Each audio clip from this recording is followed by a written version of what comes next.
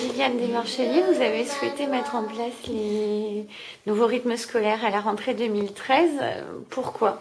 J'ai souhaité, avec notre directrice, Madame Delvoye, et puis notre enseignante aussi, qui est Madame Leti, pouvoir mettre en place ces nouveaux rythmes scolaires parce que nous travaillons dans le même sens. Nous avons pu partager, nous partageons beaucoup.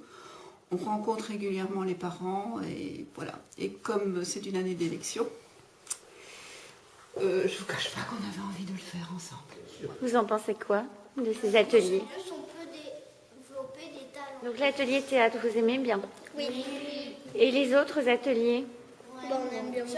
Oui, à part la chorale. Parce qu'on doit tout le temps faire. Mais sinon, vous faites quoi comme atelier? Atelier bricolage, pour le bois, manuel, on fait des bracelets. On a fait ça, un bracelet. Ça a été difficile à mettre en place? Les parents qui hésitants, bien sûr, mais par le changement, certains qui craignaient ne plus voir leurs enfants le mercredi matin, ceux qui avaient pris congé pour les voir le mercredi matin. Il n'y a pas eu de refus, non, s'interroger, c'est tout à fait normal. Les parents apprécient, surtout les enfants. J'apprécie beaucoup aussi le mercredi matin, ce qui a été mis en place avec un partenariat avec la station touristique du Val-Joli, son enseignement au niveau de tout ce qui est protection de l'environnement. Voilà. Ça nous a quand même permis d'avancer rapidement dans tout ce qui est sciences, qui est bien sûr le programme scolaire, avec pour objectif en fin d'année de leur proposer la réalisation de leur propre petit carnet de sciences. Ça a été difficile de trouver des personnes pour les animer, ces ateliers? Non. Tout de suite, on a eu 2 bénévoles qui se sont inscrits, Madame Berlémont et mon mari, Jean-Claude Desmarcheliers. On va travailler les voix sur une nouvelle pièce qu'on va mettre. Les textes, les pièces que vous préparez sont choisis avec les enfants? Écoutez, oui, parce que ça c'est même, ça m'a été, je vais dire entre guillemets, ça m'a été imposé. J'ai déjà lu ce texte-là avec Madame Delvoye. On va essayer de mettre ça en scène. Et c'est dur, l'atelier théâtre? Non. Déjà, il faut savoir parler. Et il faut déjà pas avoir le trac.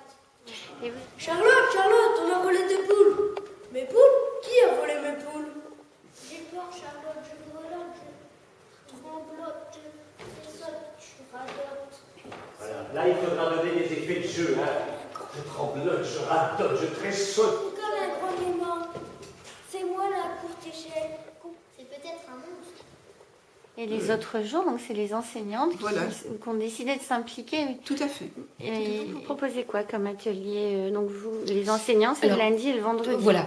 Alors, il faut bien faire la différence entre 3h30 et 4h30. Il y a les activités périscolaires organisées sur le temps municipal.